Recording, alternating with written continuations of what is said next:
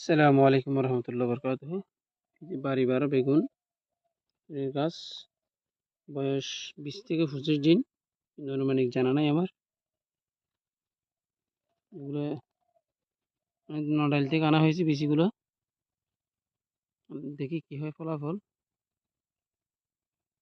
মার্শাল্লাহ, গাছগুলো মোটামুটি উঠে যাচ্ছে।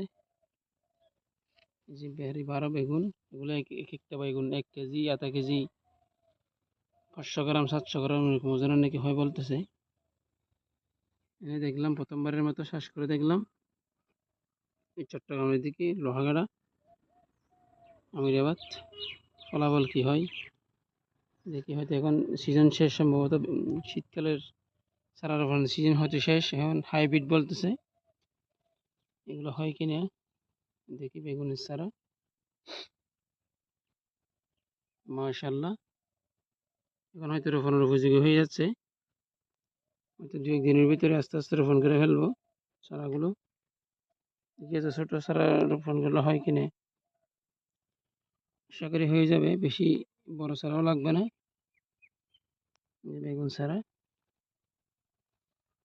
মোটামুটি গ্রোথ হচ্ছে মাশাল্লাহ।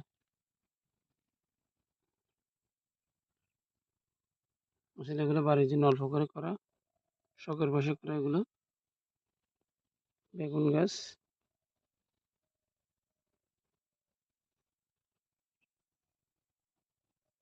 মাশাল্লাহ, আসলে আল্লাহর নিয়ামত বলে শেষ করা যায় না। এগুলো আমরা রোপণ করেছি হয়তো আল্লাহ তালার